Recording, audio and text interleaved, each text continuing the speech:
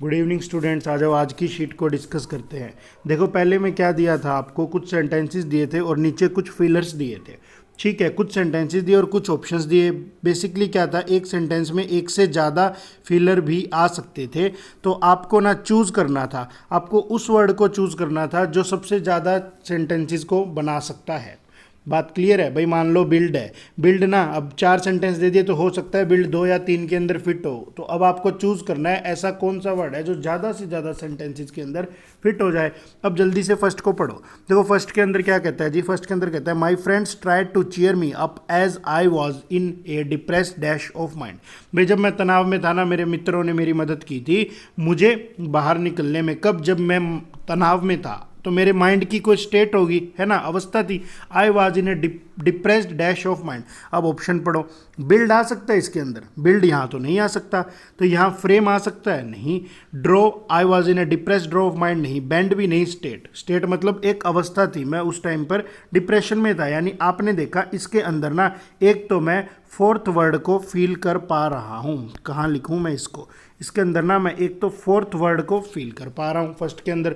दूसरा और कोई वर्ड इसके अंदर फील हो ही नहीं रहा। अब सेकंड को पढ़ो। All the senior leaders of the party have assembled together to dash a new election strategy. Assembled का मीनिंग होता है इकट्ठे होना। स्कूल में असेंबली नहीं होती थी, स्कूल में असेंबली नहीं होती थी जब हम सारे इकट्ठे तो होते थे, सारी क्लासेस के बच्चे एक साथ में, है ना। तो असेंबल का मीनिंग होता है इकट्ठे होना। अब देखो, all the senior leaders of the party have assembled together to dash a new election strategy. क्या करेंगे? इलेक्शन स्ट्रेटेजी को बिल्ड। देखो बिल्ड वैसे आ सकता था, बिल्ड मान लो एक बारी बिल्ड वर्ड यहाँ पर आ सकता था। क्यों इकट्ठे हुए हैं भाई? कोई इलेक्शन की स्ट्रेटेजी बनाएंगे हम तो, यानी इसके अंदर फर्स्ट फिलर आ सकता है। बैंड ए न्यू इलेक्शन स्ट्रेटेजी नहीं। फ्रेम, बिल्कुल फ्रेम भी आ सकता था, इलेक्शन स्ट्रेटेजी को फ्रेम करेंगे। स्टेट नहीं, state a new election strategy. हाँ भाई, स्टेट भी आ सकता था। देखो स्टेट का मीनिंग क्या होता है जी? स्टेट का मीनिंग होता है बेसिकली बताना। स्टेट का मीनिंग क्या होता है? बेसिकली स्टेट का मीनिंग होता है बताना। तो यहाँ पर स्टेट भी आ सकता था। अब आप देखो एक बारी कहाँ गया वो, एक second. All the senior leader of the party have assembled together to state a new election strategy.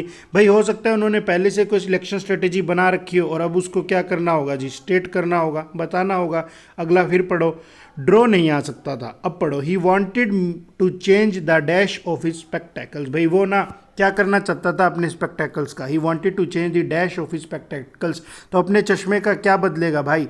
चश्मे का फ्रेम होता है, चश्मे का फ्रेम होता है, यानी चश्मे का फ्रेम बदलेगा। तो मुझे पता लगा इसके अंदर सिर्फ थर्ड वर्ड आ सकता था। ठीक है, अब आप पढ़ो एक बारी एक बारी। हाँ, अब आप पढ़ो। Can you please dash this picture for me. भाई तुम क्या करोगे इस पिक्चर का मेरे लिए? तो पिक्चर को तो ड्रॉ करने की बात होगी, यानी यहाँ पर फिफ्थ आ सकता था। यहाँ पर क्या आ सकता था जी? फिफ्थ आ सकता था। तो अब यहाँ पर भाई दो ऑप्शंस बच गए। अब यहाँ पर दो ऑप्शंस बच गए। देखो 2 बारी थर्ड आ सकता है, 2 बारी थर्ड आ सकता है और 2 बारी फोर आ सकता था। तो अब इसके हिसाब से एक अच्छी चॉइस जो बनती भाई, वो अच्छी चॉइस तो बनती एक ऑप्शन डालता बोथ, है ना, एक ऑप्शन डालता बोथ 3 और 4 का, क्योंकि भाई दोनों ही वर्ड्स ऐसे थे जो दो दो बार रिपीट हो पा रहे थे। लेकिन जो इसका आंसर उन्होंने माना था, उन्होंने इसका आंसर माना था फ्रेम को। भाई स्टेट भी सकता था, क्योंकि स्टेट का एक मीनिंग क्या होता है? स्थिति, हालत। एक स्टेट का मीनिंग वो भी तो होता है बताना, व्यक्त करना, है ना, इंस्ट्रक्शन देना। आ सकता था। ठीक है, अब आप पढ़ो आगे। दोनों ऑप्शंस लग सकते थे, लेकिन जो एग्जाम में आया हुआ क्वेश्चन था उन्होंने फ्रेम आंसर माना था इसका। ठीक है, अब पढ़ो। Despite being hard working he could never dash success in his career. कहते हैं भाई हार्ड वर्किंग तो है, लेकिन फिर भी ना उसे सक्सेस नहीं मिली। क्या नहीं मिली जी? उसे सक्सेस नहीं मिली अपने करियर के अंदर। एक सेकंड, मैं कहाँ लिखूँ? यहाँ लिख देता हूँ। Despite being hard working he could never dash success in his career. तो सक्सेस को क्या करेगा? देखो सक्सेस को टेस्ट भी किया जा सकता है। कहते हैं भाई टेस्ट ऑफ द सक्सेस। भाई सक्सेस के स्वाद ने, कामयाबी के स्वाद ने उसे एकदम से बदल दिया। तो टेस्ट वर्ड भी यहाँ पर यूज़ किया जा सकता था। टेस्ट वर्ड भी यहाँ पर यूज़ किया जा सकता था। और सक्सेस को इंजॉय भी किया जा सकता है। सक्सेस इंजॉय का मतलब है भाई फाइनली आप सक्सेसफुल हो गए हो अपनी लाइफ के अंदर। तो भाई सक्सेस के लिए यहाँ पर इंजॉय वर्ड का भी इस्तेमाल किया जा सकता था। और सक्सेस का एक्सपीरियंस नहीं करना चाहिए। एक्सपीरियंस वर्ड यहाँ पर यूज़ नहीं होता। बेसिकली ना वर्ड तो कोई भी यूज़ हो सकता था, लेकिन आपको चूज करना है कौन से वाला ज़्यादा बारी यूज़ होगा। ठीक है, अब एक बारी सेकंड वाले को पढ़ो। देखो सेकंड के अंदर क्या कहता है जी, he is such a spoil sport that he can not dash a joke against himself. Spoil sport क्या होता है, देखो इसने ही तो क्या कहते हैं, स्पॉइल कर देता है किसी भी स्पोर्ट को। एक वो नहीं होता कबाब में हड्डी, जो किसी इवेंट किसी फंक्शन का मजा खराब कर दे, कहते हैं वो तो इतना खराब है ना कि वो अपने ऊपर किसी चुटकुले को सहन ही नहीं कर सकता। मजाक मजाक में अगर उसकी बेइज्जती कर दोगे तो भाई क्या हो जाएगा, वो बंदा चिढ़ जाएगा। तो यहाँ क्या आना चाहिए, ही can not enjoy A joke against himself. भाई अगर उसके ऊपर कोई चुटकुला सुना दिया तो वो भाई साहब तो लड़ाई पर उतर आएगा, इवेंट को खराब कर देगा, है ना। अब देखो नेक्स्ट को पढ़ो। This toothpaste has the dash of mint. Mint होता है पुदीना, तो इस टूथपेस्ट में क्या है, पुदीने का टेस्ट है। इस टूथपेस्ट में क्या है जी, इस टूथपेस्ट में पुदीने का टेस्ट है। This toothpaste has the taste of mint, है ना। अगला फिर पढ़ो, the dash of mango is relished by the young and old alike. तो भाई dash of mango is relished, relished का मतलब होता है इंजॉय करना।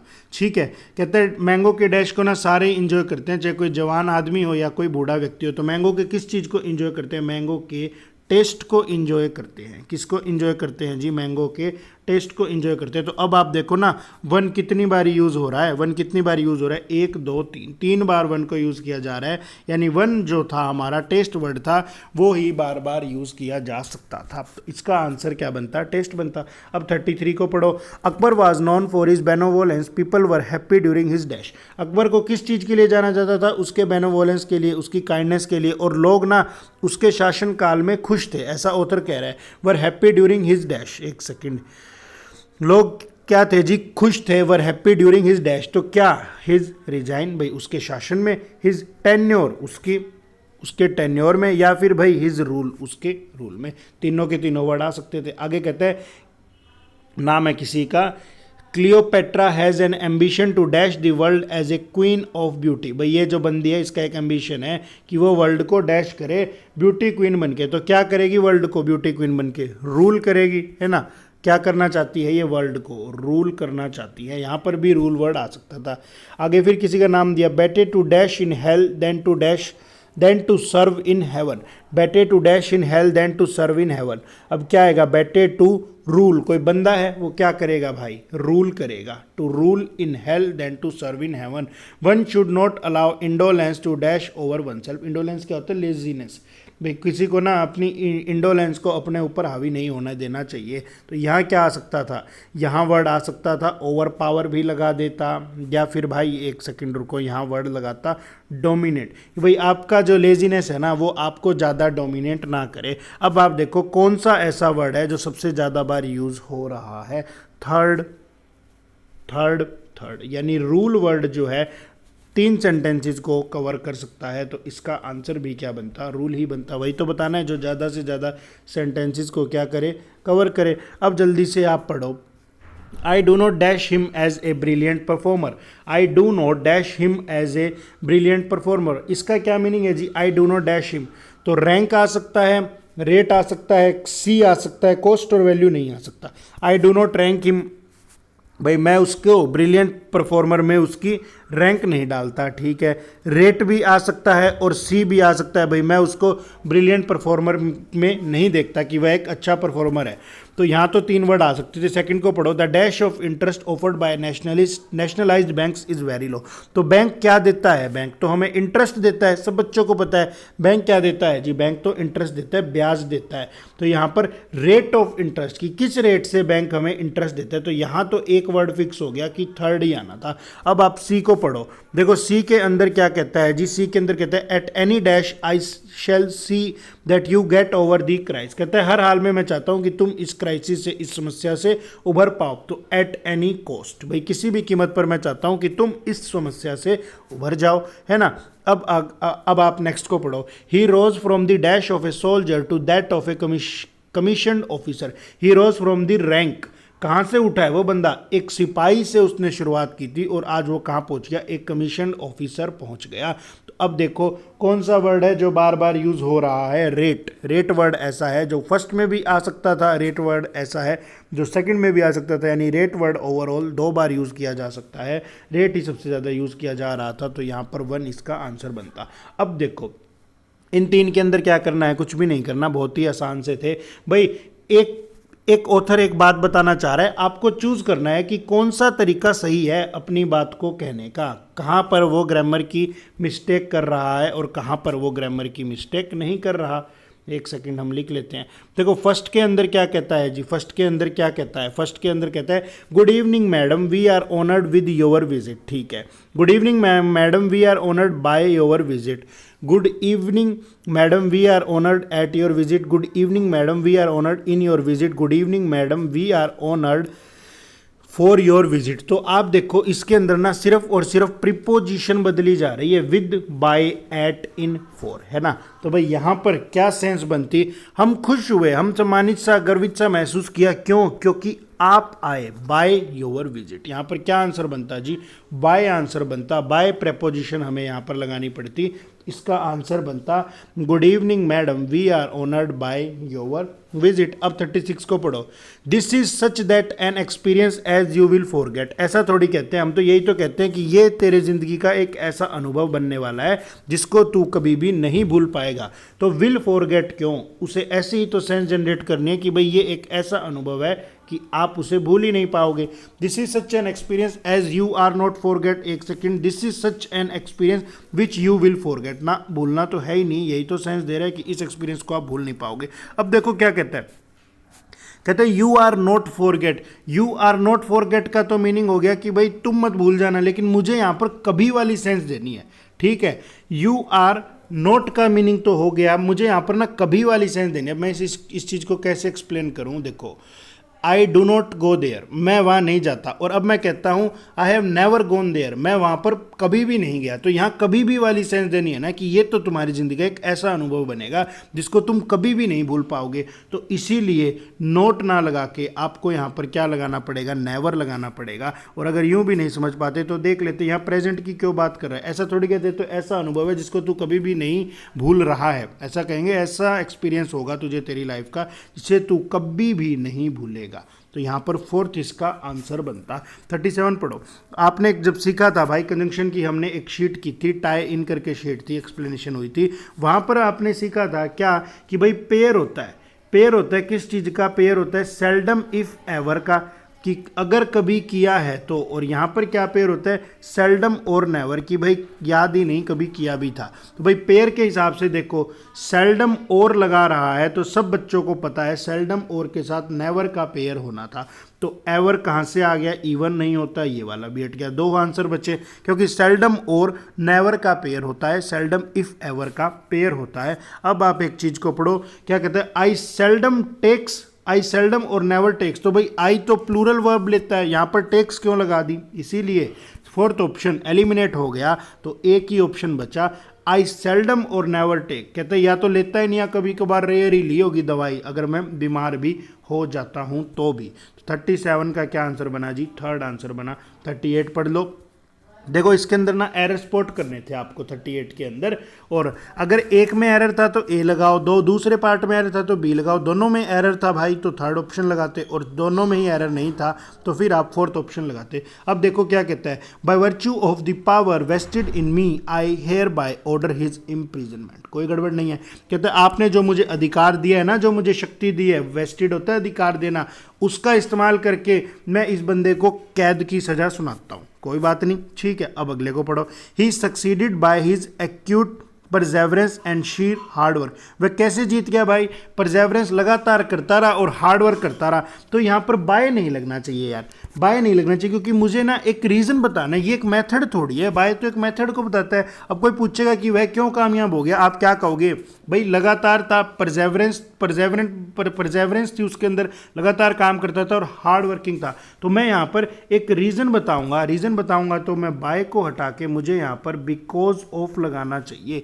कि भाई he succeeded because of his acute perseverance and sheer hard work. तो सेकंड वाले में एरर था, तो 20 का आंसर बन जाता। थर्ड को पढ़ो, 39 को पढ़ो। Napoleon had a genius by military tactics. देखो एक तो जीनियस होता है प्रतिभावान व्यक्ति, और एक जीनियस का मीनिंग होता है योग्यता, क्वालिटी। कहते हैं भाई नेपोलियन के पास ना एक जीनियस थी, एक योग्यता थी, किस चीज में? मिलिट्री की टैक्टिक्स में, मिलिट्री को कैसे मैनेज करना है। तो जब इस तरह की सेंस इसे जनरेट करनी थी ना, तो नेपोलियन हैड ए जीनियस किस चीज के लिए? For military tactics. किस चीज के लिए उसके पास में योग्यता थी? मिलिट्री टैक्टिक्स के लिए उसके पास में योग्यता थी। अगले को पढ़ो। Without doubt he is genius for mathematics. अब फॉर नहीं, तो एक सब्जेक्ट हो गया, या फिर कोई कैलकुलेशन की बात करें, या तो मैथमेटिक्स सब्जेक्ट की बात कर रहे हैं, या फिर कैलकुलेशंस की बात करें, तो अब किसी चीज के अंदर उसके पास योग्यता है, तो अब फॉर की बजाय इन मैथमेटिक्स लगाते हैं। प्रीपोजिशन का एरर था, दोनों गलत थे, दोनों में करेक्शन आपको करनी पड़ती। अब आप 40 को पढ़ो। देखो 40 में क्या कहता है जी? As you have made your bed so you must lie on it.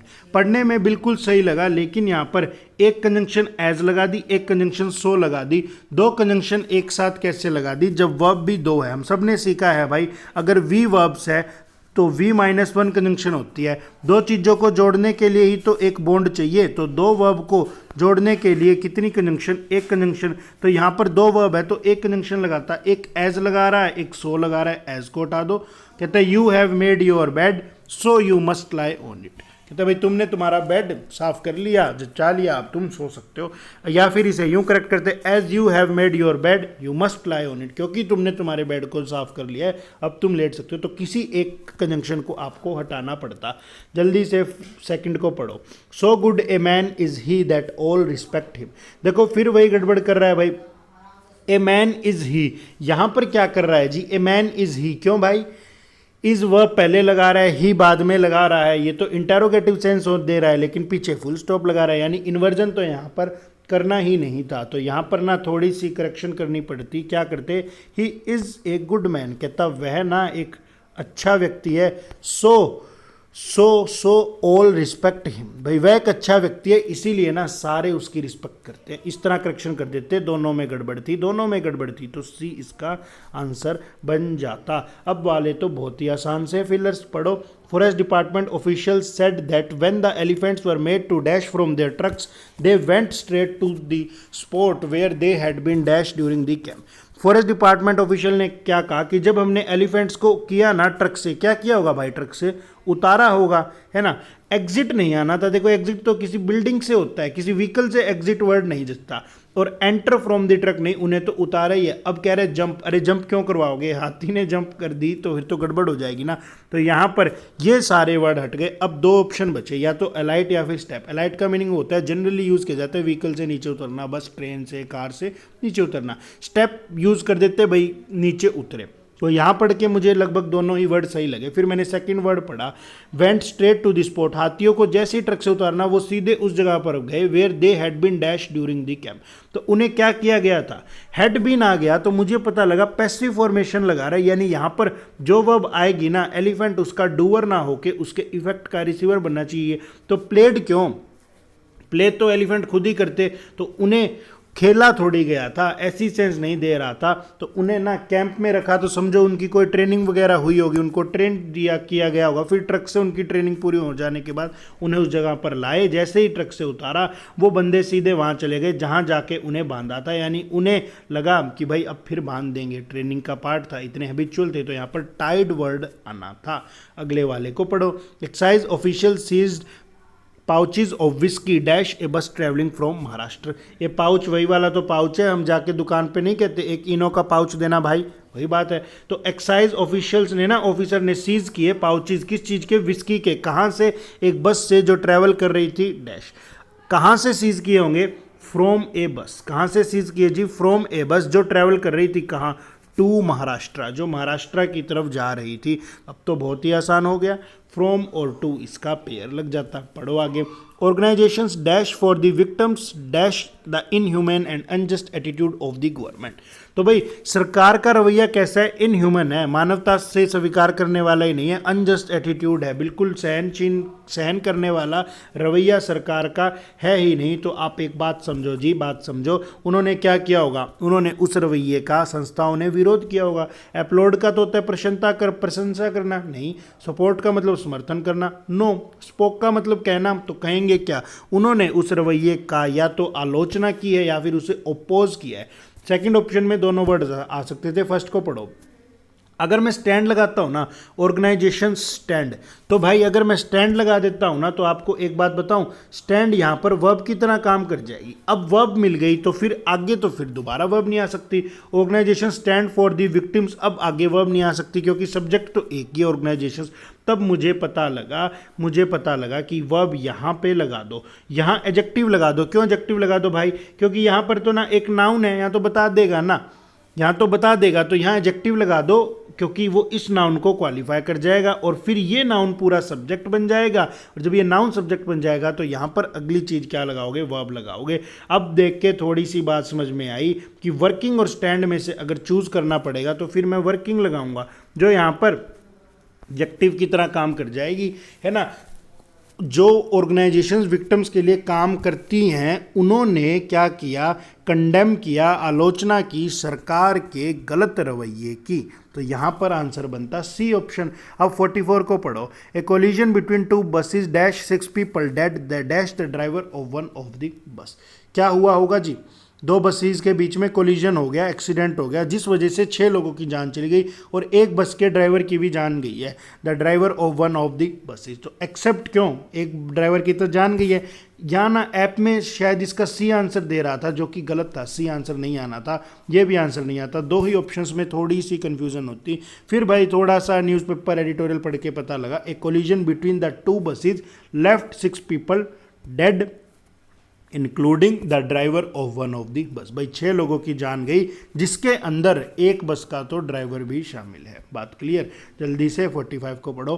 The courts dash revenue authorities and the PCB officials to dash teams and visit pharma units. Court क्या करेगी, कोर्ट हमेशा आदेश देती है, कोर्ट हमेशा आदेश देगी। तो भाई announced नहीं, कोर्ट ने आदेश दिया होगा। कमांडेड फिर भी लगा देते, टोल्ड तो होता, बताना ना। अब ना इन तीनों में से ना डायरेक्टेड होता। देखो कोर्ट डायरेक्शंस देती है, आदेश देती है, तो कोर्ट ने direction the. The court directed revenue authorities को एंड पीसीबी ऑफिशियल्स को क्या आदेश दिया, टू, आगे वर्ब चाहिए, टू फॉर्म टीम्स, की भाई टीम बनाओ और फार्मा यूनिट्स को जाकर आप विजिट करो। ठीक है, तो यहाँ पर आपका आंसर क्या बनता जी, ए आंसर बनता। यहाँ पर आपका क्या आंसर बनता जी, ए आंसर बनता। ठीक है, अब आप एक बारी 46 को पढ़ो। देखो इनके अंदर ना कुछ एरर्स बताने थे आपको, 46 से 50 के अंदर कुछ एरर बताने थे। देखो क्या कहता है, ever since the dawn of civilisation persons in power have tried to always supervise और control education. Ever since the dawn, ever since the dawn. देखो अब क्या कहते हैं, ever since the dawn of civilisation. Dawn और dusky दो word होते हैं, हमने सीखा था। डॉन का मीनिंग होता है उदय होना। कहते हैं जब से सभ्यता का विकास हुआ है ना, जब से जो लोग सत्ता में रहे हैं, persons in power have tried to always supervise और कंट्रोल एजुकेशन, वो हमेशा से ना एजुकेशन को कंट्रोल और सुपरवाइज करने की चाह रखते हुए आए हैं। तो यहाँ पर ना एक बात सीखने वाली क्या मिली, have tried what, have tried always to supervise. भाई यहाँ पर ना have tried always to supervise, यहाँ पर ऑलवेज यहाँ आ जाता है, हैव ट्राइड ऑलवेज। क्यों, क्योंकि ये जो ऑलवेज है ना भाई, ये जो ऑलवेज नाम की एडवर्ब है, ये इस ट्राई मेन वर्ब को क्वालिफाई करती और ये टू पीछे खिसक जाता क्योंकि इस V1 के साथ में मिलके ये इन्फिनिटिव बना के नॉन फाइनाइट वर्ब का पार्ट बनाता। इसने ना एडवर्ब के ऑर्डर की गड़बड़ कर दी थी। Have tried to always supervise नहीं, हैव ऑलवेज ट्राइड क्या, टू सुपरवाइज और कंट्रोल एजुकेशन। बात डन, बात क्लियर। अब एक बारी 47 को पढ़ो। Progress in life depends a good deal on crossing one threshold upon another. Upon another नहीं कहते, प्रोग्रेस इन लाइफ में कैसे मिलेगी, जब आप क्रॉस करोगे एक थ्रेशहोल्ड को अपॉन अनदर की बजाय after another, after another, after another. तो भाई जिंदगी में तरक्की करनी है ना, तो एक के बाद एक अपने टारगेट्स को अचीव करो। अपॉन की बजाय यहाँ क्या लगाते, आफ्टर लगाते। अब आप 48 को पढ़ो। The apathy of mostly states in failing to tackle the problem of adult literacy is also to blame for this scenario. Apathy का मतलब है लैक ऑफ इंटरेस्ट। हमने सीखा था पैथ एक रूट वर्ड होता है जिसका मीनिंग क्या होता है जी, जिसका एक मीनिंग तो होता है डायग्नोसिस करवाना, जिससे कि पैथोलॉजिकल लैब है, और दूसरा मीनिंग होता है इंटरेस्ट। तो ए एक फिर नेगेटिव प्रीफिक्स बन गया, इसका मीनिंग क्या हो गया, लैक ऑफ इंटरेस्ट। तो कहते हैं भाई लैक ऑफ इंटरेस्ट है ज़्यादातर राज्यों का, वो इस चीज़ को टैकल ही नहीं करना चाहते कि जो एडल्ट है ना वो पढ़े लिखे हैं ही नहीं, और इसी चीज़ को, इस एपैथी को ही ब्लेम किया जा सकता है इस डिफ़िकल्ट सिचुएशन के लिए। तो सीखने वाली बात मिली, मोस्टली क्यों लगा दिया, the apathy of most states, है ना, मोस्टली क्यों लगाता, ज़्यादातर राज्यों क्या लैक ऑफ इंटरेस्ट है, इसी वजह से यहाँ पर ये प्रॉब्लम खड़ी हुई। तो एल वाई लगा के एडवर्ब की आवश्यकता ना हो कि स्टेट्स के लिए, स्टेट को स्टेट्स में बदल देता है कि बहुत सारे राज्यों की बात कर रहा था, और साथ ही साथ फिर वो क्या करता है यहाँ पर मोस्टली की बजाय मोस्ट लगा देता। 49 को पढ़ो, the opinions and comments of newspapers can influence the life of a nation only when they are read by its people. देखो ऑथर क्या कहता है, ऑथर कहता है opinion and comments on newspaper, भाई अखबार में एडिटोरियल वगैरह आता है तो ऑथर अपनी विचार रखते रहते हैं, बड़े बड़े लोग, तो कहते हैं वो इन्फ्लुएंस करेंगे लाइफ ऑफ ए नेशन की, एक देश के लोग कैसे जी रहे हैं, अगर भाई उनको कौन पढ़ेगा, उन्हीं के लोग पढ़ेंगे। अब भाई मान लो कोई अमेरिका का एडिटर आर्टिकल लिखे तो इंडियंस उसको थोड़ी मानेंगे, तो भाई ये चीज़ें काम जब करेगी जब उसको अपने ही लोग पढ़ेंगे। इट्स यहाँ पर लगाया इस नेशन के लिए, इट्स लगाया कहाँ के पीपल, इस नेशन के पीपल, बिल्कुल करेक्ट था, कोई गड़बड़ नहीं थी। नेक्स्ट को पढ़ो, several times in the history of the world particular countries and cities have attend a high degree of civilisation. तो भाई सेवरल टाइम नहीं, सेवरल के बाद प्लूरल नाउन लगाते हैं, सेवरल के बाद प्लूरल नाउन लगाते हैं, सेवरल बॉयज़ होता है, सेवरल बेंचेस होता है, तो यहाँ पर सेवरल टाइम की बजाय क्या लगाता, सेवरल टाइम्स। और सेंस क्या जनरेट करता कि इतिहास में ऐसी बहुत सारी घटनाएं हैं, बहुत सारे उदाहरण हैं जब पर्टिकुलरली कंट्रीज़ और सिटीज़ ने क्या किया है जी, सभ्यता को बढ़ाया है। ये थी हमारी आज की शीट। तो मिलते हैं हम कल की शीट में, तब तक के लिए पढ़ते रहिए। अगर वीडियो पसंद आई है तो लाइक करो, नहीं पसंद आई तो डिसलाइक करो, और कमेंट्स में बताओ क्या गड़बड़ हो गई। Thank you students.